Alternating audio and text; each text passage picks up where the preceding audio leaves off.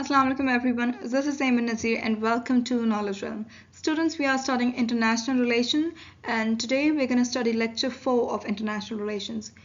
In this lecture, the topic that we're going to discuss is the international society and evolution of international society. Students, this topic is a little complicated but interesting also. When I was studying, I was confused and it took me a lot of time to cover this topic. But today, students, I'll try to make it simple and easy for all of you. I'll try to explain it in the most simple manner. I have designed the lecture in the most comprehensive way and I'll try my best to make it simple for all of you. So stay focused and let's get started. So starting with the introduction of international society, students, this term international society is actually coined by the English School of International Relations. The concept was given and introduced by an English scholar, Hadley Bull, and he was the person who gave this concept and who gave a very comprehensive definition of international society. So how Hadley Bull defines the concept of international society? Let's see. Hadley Bull says that a society of states or international society exists when a group of states, conscious of some common interest and values, forms a society in the sense that they conceive themselves to be bound by a common set of rules in their relations with one another and share in the working of common institutions. This is the definition of international society given by Hadley Bull. But students, this term is applied to a particular historical narrative by the English School of International Relations and by all the English scholars.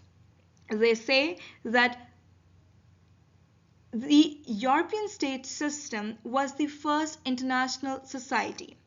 This term is applied to the European state system that emerged after medieval era.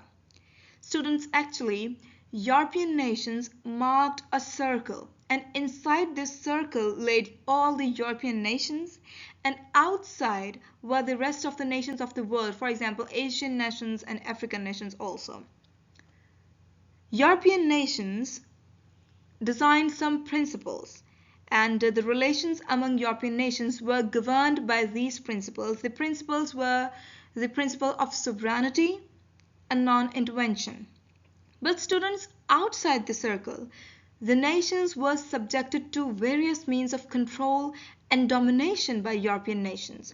European nations used to colonize these nations, Asian nations, African nations. We know that European nations colonized almost all the Asia and Africa also. They used to suppress these nations and they used to exploit these nations. They used to extract all the resources, the precious resources of Asia and Africa also. And all the English scholars apply this term of international society to a historical narrative. They take credit for introduction of this concept of international society. They say that the first international society was formed by the European nations. European state system was the first international society, and they say that we are those who designed such a fine system.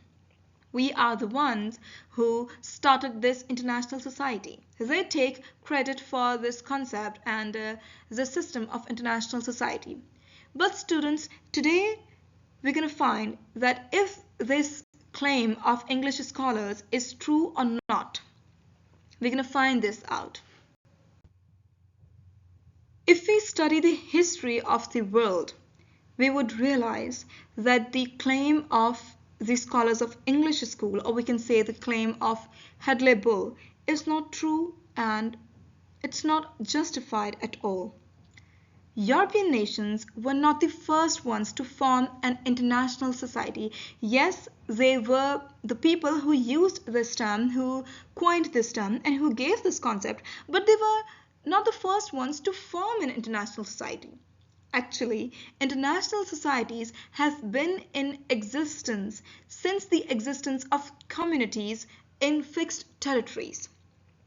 before the medieval era and before the European state system, there were communities who used to live in fixed territories, and these communities were political communities. And these communities used to interact with each other. They were engaged in regular interactions with each other. They used to do treaties, they used to do trade with each other. And they used to wage war also. And students, these interactions were characterized by some rules and shared values. And this exactly is the definition of international society given by Hadley Bull. Hadley Bull is saying that when a group of states try to form a society and the group of states conceive themselves to be bound by a set of rules and shared values, we say that yes, this is an international society. So before European state system, the communities that were in existence, they also used to interact with each other, and the interactions were characterized by some rules and shared values. Yes, they had some rules and shared values. So we can say that international society is not something that was invented by European nations. Rather, the communities before European nations also formed some kind of international society. For the early empires, the city-state system of Greeks and the tribes that existed before European nations, they also formed a kind of international society. They also used to interact with each other. They had some rules and some shared values. They had some criteria of just war. They had everything that the European nations designed after the medieval era. So if we see the definition of international society in a broader sense, what does it say? Let's see. International society refers to the common rules and shared practices that different groups of political communities develop in the course of their interaction. Students, this is the definition of international society in a broader sense.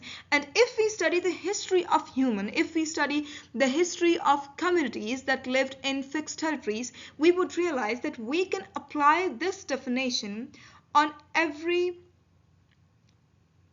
political community that lived in fixed territories. We can apply this definition on ancient world also. And we would realize that yes, international societies have been in existence since the existence of communities in fixed territories. So the claim of English school and the claim of Hadley Bull is not justified. European nations were not the first ones to form an international society. Now students, we're going to study the history of international society in the world. Now students, we're going to study the history of international society, and in the history we would study 4 stages of evolution of international society. We would start with the ancient world that lived from 3100 BC to 500 AD. Then we would study the Middle Ages international society, and in the Middle Ages we would study Christian order and Islamic order. Then we would study modern international society that existed from 1500 AD to 1900 AD. Then we would study the most important part of today's lecture, that is globalization of modern international society. I've explained it very explicitly in the previous slides that although the concept of international society is new, the concept of international society is given by the scholars of English school. But students, the practice is not new. International societies have been in existence since the existence of political communities in fixed territories.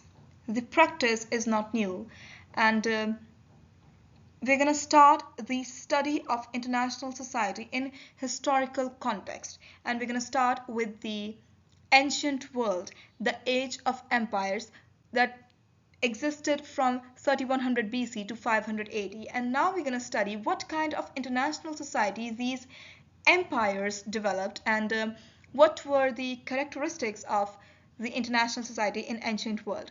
So students, we all know that Egyptian empire lived from 3100 BC to 332 BC.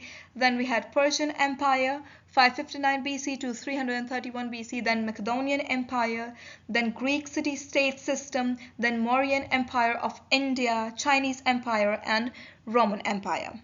Students, we would study the last four empires in detail: Greek city-state system, Mauryan Empire, Chinese Empire, Roman Empire, and we would study what kind of international societies these four empires developed. What were the characteristics, what were the rules, regulations, and we will study this in detail. It is true that no early international society resembles with the finest model of the international society designed by European nations, because European nations placed a very unambiguous emphasis on the principle of sovereignty and non-intervention. Their model was very fine. But students, this is not true that they were the first ones to design the system of international society, and they were the first one who developed international societies. This is not true. International society is a very old practice, and political communities before European nations also used to develop international society, but they did not use this term. European nations were the first one to use the term of international society.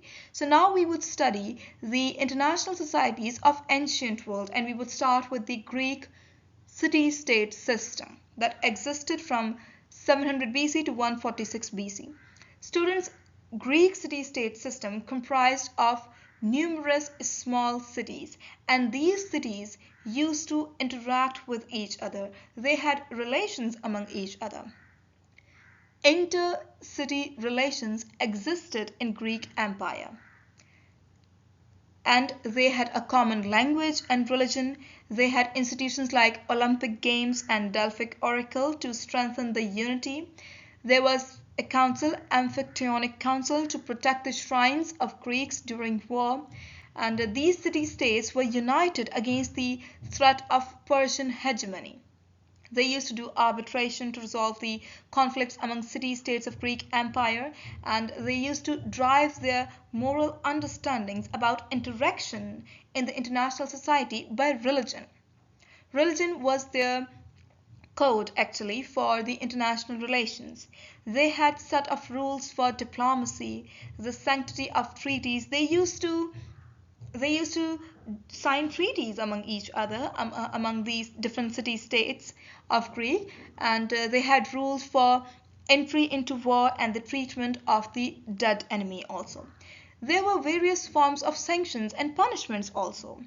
So students, all this study shows that there was a very authentic international society in the Greek city-state system. They used to interact with each other, because we all know that no political community could live in isolation. They were compelled and they were required to interact with each other. So they used to interact and they used to develop relations with each other. And these relations were governed by some principles, some rules, and common values and shared interests. So to practice all this, they developed an international society. They had some rules, they had some common values and shared interests and all this. So this was the international society of Greek city-state system. Now we would study the international society of Mauryan Empire of India that existed from 321 BC to 185 BC. Students, the religion of this empire was Buddhism.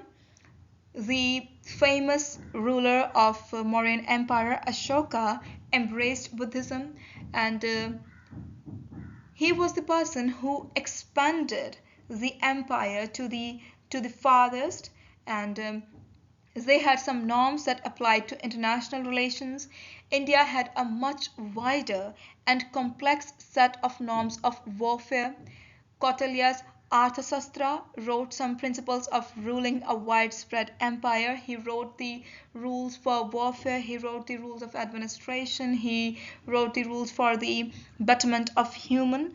human rights also, and the treaties were considered sacred in Mauryan Empire of India. Students, it is true that all these rules were written, but these rules were not in practice always, but they had these rules and they used to practice it. I mean, not always.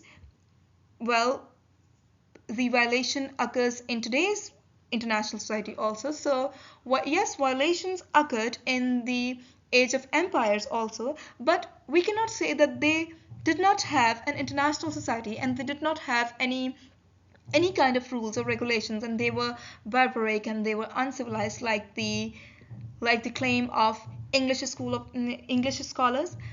They were not barbaric. They had some rules, and they developed relations among nations, and they had some kind of international society.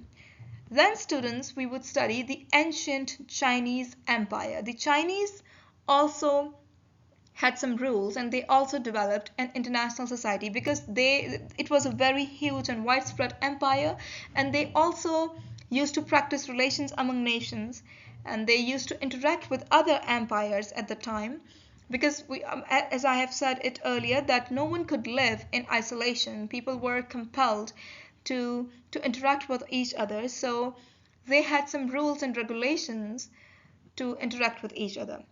So we all know that ancient Chinese was in relation with India and Greece of that time. Then The Art of War was written by Sun Tzu. This booklet had some rules of war, and wars were fought in a formalistic manner, and rules were observed strictly by Chinese Empire. The imperial China remained united for more than 2000 years. We all know that Chinese Empire was the empire that lived for the longest in the world. Then, students, when China expanded its border to the farthest, it positioned itself at the top in the culturally determined hierarchy. It started considering itself as the superior empire of the world, but still it used to follow some rules in dealing with other nations. So we can say that yes, the Chinese Empire also developed a kind of international society. I mean, not the kind of international society that we have today or the kind of international society that European nations developed, but still they developed some kind of international society.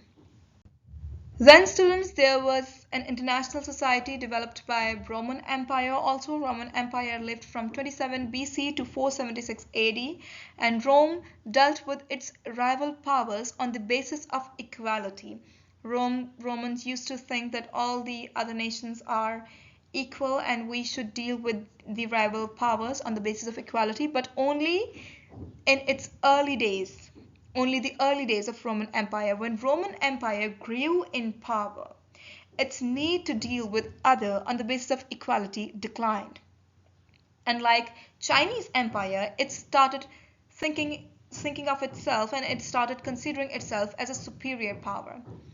Roman Empire had principles of diplomacy. They used to resolve conflicts with other states by legal means. They used to perform religious rituals before declaring a war. And they also had some rules and regulations, and they also interacted with other nations, and they also had some kind of international society. So this was the international society of Roman Empire. Okay, students, now we are done with the ancient world, and now we would start with the second stage of evolution of international society. We would study the Middle Ages international society that lived from 500 AD to 1500 AD. And in these Middle Ages, we would study two major orders, that is Christian order and Islamic order. First, we would study Christian order. Students, there were two major empires in the Middle Ages, and these empires were ruled by the religion Christianity. There was Holy Roman Empire that was in the west of Europe, and the Byzantine Empire that was in the Eastern Europe. I have attached a map of Byzantine Empire. Here is the Byzantine Empire. It was in the Eastern Europe. Students, as As the name suggests, it was the Christian order, and both the empires used to drive their rules for international relations and their moral understandings of international relations by their religion, that was Christianity. Catholic Church, that was in the Western Europe, Holy Roman Empire, was the unifying element in Middle Ages for European empires. This was the element that used to unify these empires. Pope was a sovereign at the time, and Pope was the sole authority at the time. The system was maintained by priesthood. Priest, or we can say Pope, was the person who was at the top of the hierarchy, and he used to give regulations, he used to give rules, and these rules were derived from the religion, that is Christianity. And the church constructed an elaborate legal order. There was a system of sanctions, the use of arbitration, formal legal hearing, and numerous specific rules for the arbitration and everything. Then they also had rules related to treaties and safe conduct of diplomats. The church main section, the church also used to impose sections on people and the different small political communities. The church main sections were excommunication and fines or public penance. The church also elaborated a just war criteria. So students, all this explains that international society existed in Middle Ages also, and the rules were derived from religion. For Holy Roman Empire and Byzantine Empire, the rules were derived from Christianity because their religion was Christianity, and Pope was the sovereign at the time, and this was the kind of international society in Middle Ages for Holy Roman Empire and Byzantine Empire. We have studied the Christian order. Now we would study the second order of Middle Ages international society. Students, it was the Islamic order. We all know that Islam was brought to the world after the birth of Prophet Muhammad, beloved Prophet Muhammad sallallahu alaihi wasallam. He was born in 571 AD, and when he was blessed with prophethood, he started spreading Islam in Arabia. After his death, pious caliphate, sultanates, and the Ottoman Empire took this responsibility, and the followers of Prophet Muhammad sallallahu alaihi wasallam spreaded Islam in the world. Students, Islam also gave some rules and regulations of international society.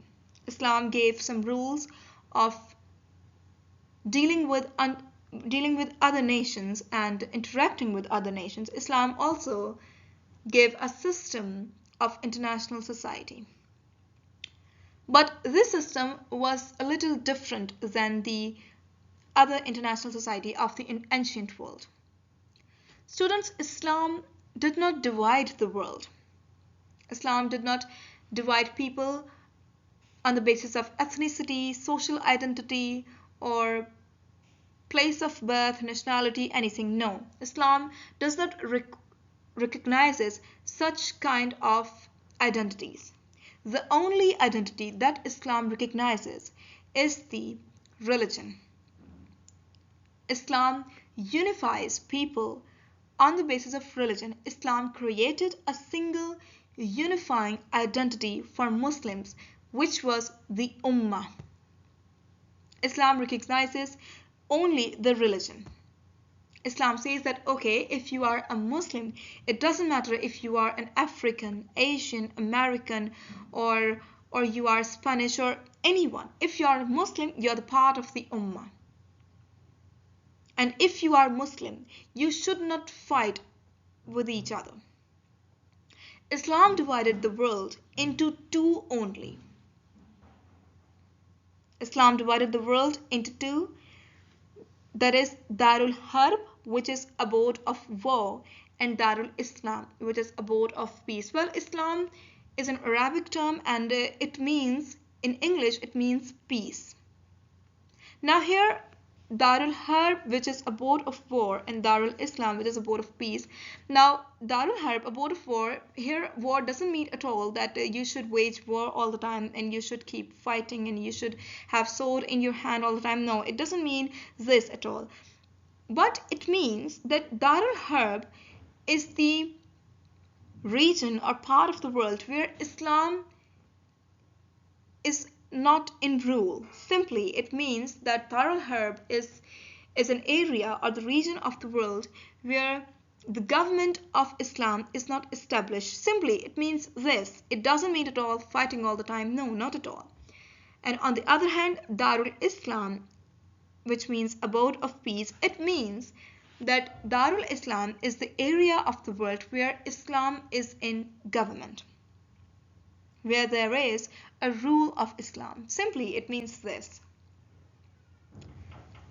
Students, Islam divided the world into this two, and Muslims made truces with the people of Darul Harb.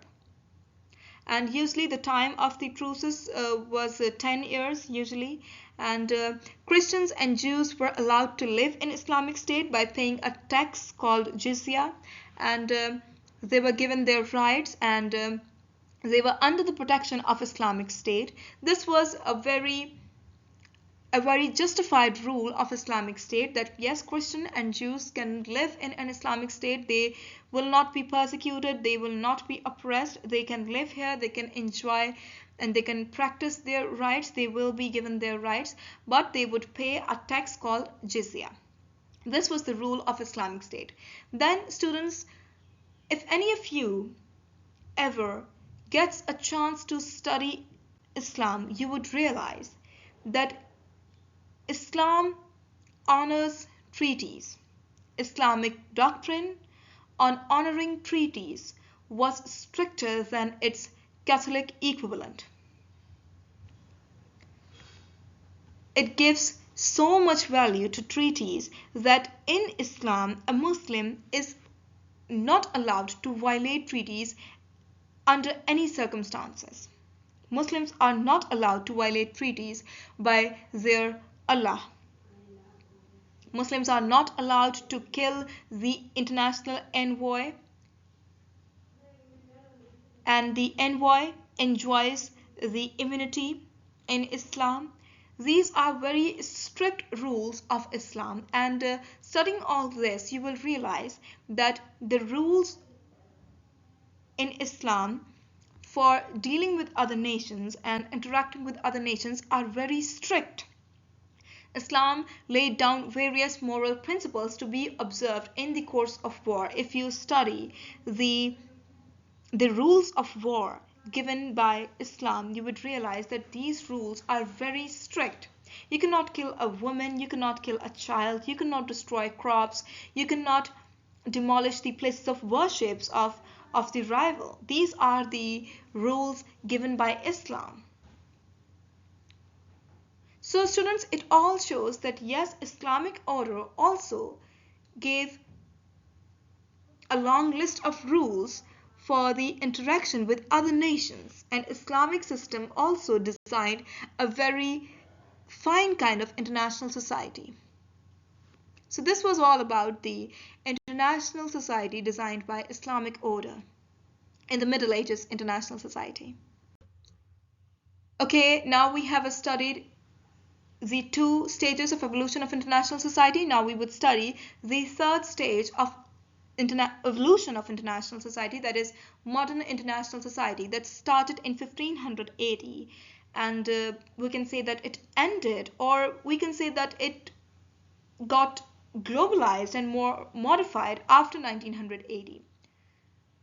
Students, all this started with the Treaty of Westphalia that was signed in 1648, and that put an end to the long 30 years war of European nations.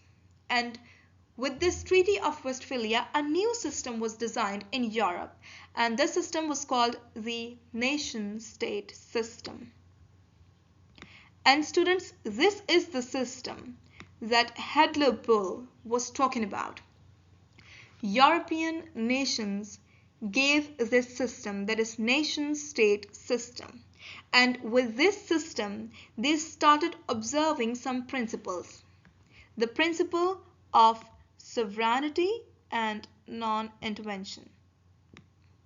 Students, this system, nation-state system, is a very long topic, and we would study this in future, and there I would try to explain it in detail. But here we would study only that Treaty of Westphalia was signed in 1648, and with this treaty a new system was designed by the European nations. This system was called nation-state system.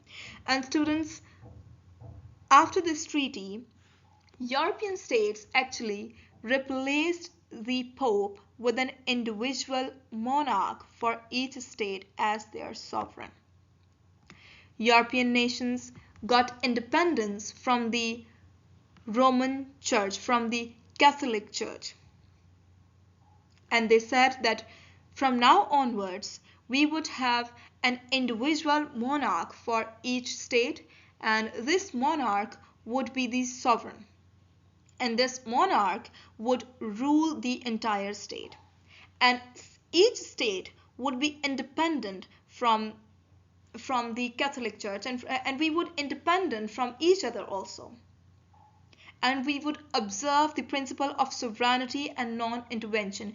This was the international society that Hadley-Bull was talking about. Hadley-Bull was saying that Europeans were the first one to give this concept, and Europeans was the first one to design this system of international society. But students, alhamdulillah, we have studied the history of international society and the history of empires, medieval ages. Now we know that the claim of Hadley-Bull is not justified, and international societies have been in existence since the existence of the political communities in fixed territories.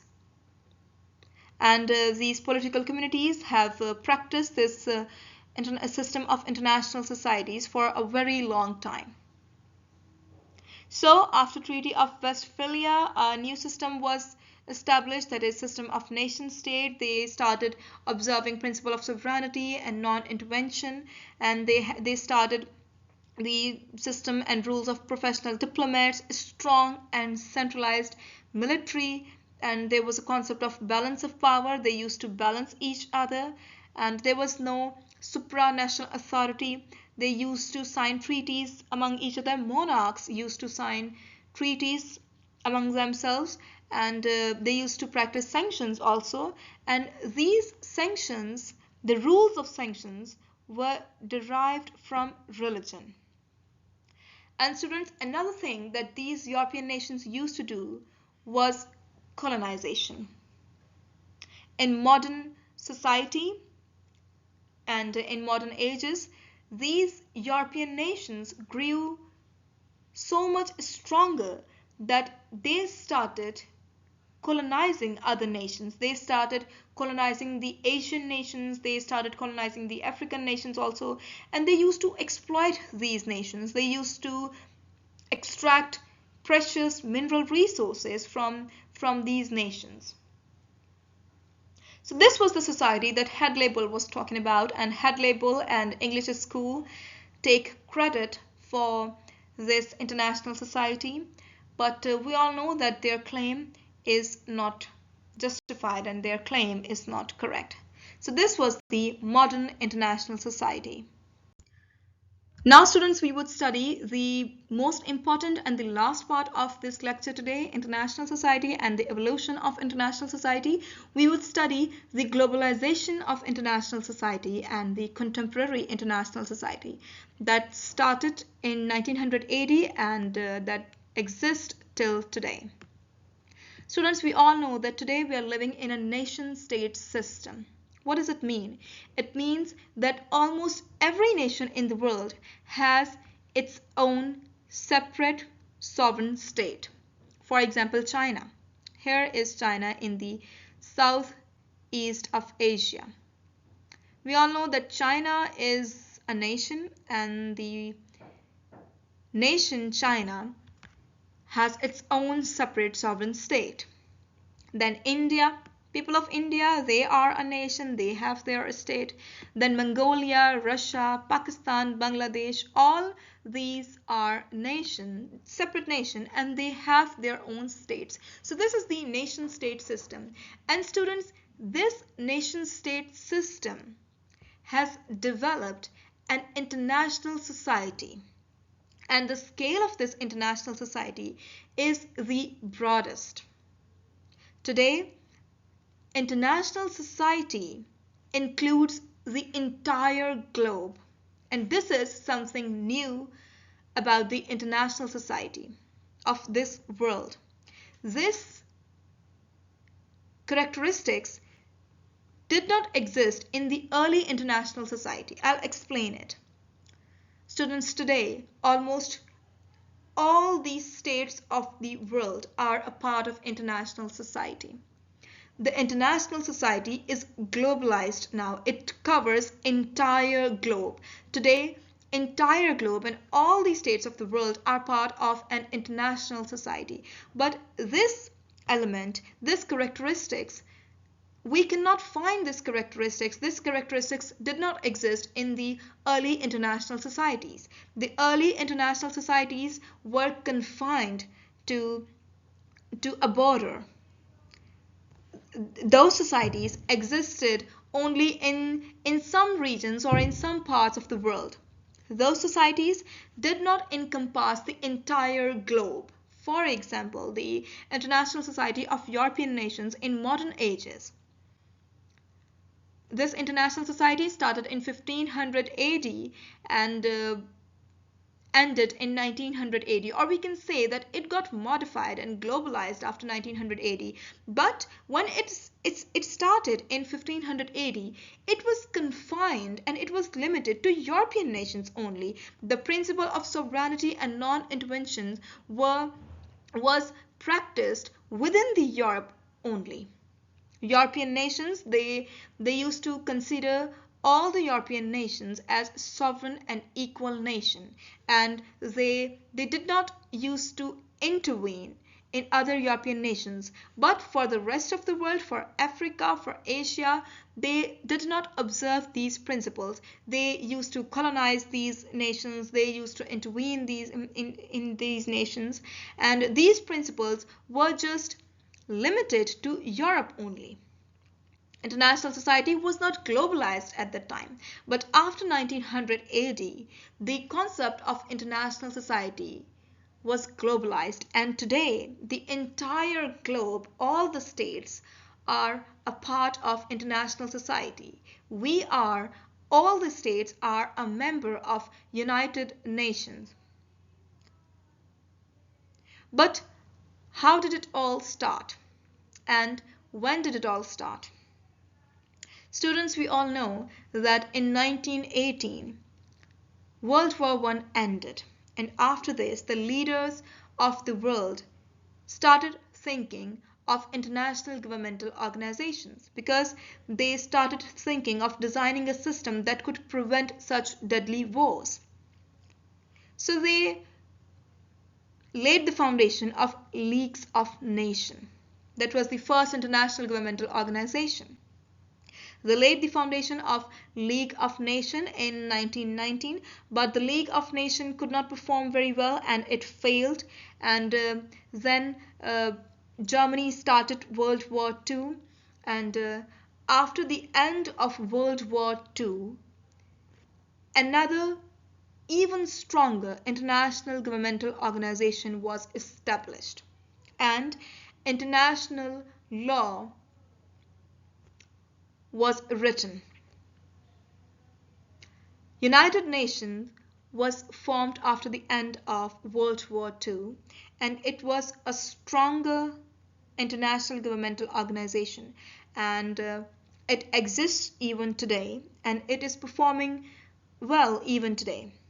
Students, after this, a wave of decolonization was started, and disarmament was started after World War II, and European nations like British, France, and these nations started decolonization. We all know that before this, different countries of Asia were colonized. For example, India was colonized, Bangladesh, and all these different nations were colonized. But after World War II, a wave of decolonization started, and all these nations were given the right of self-determination, and many many states emerged on the map of the world. A wave of decolonization was started.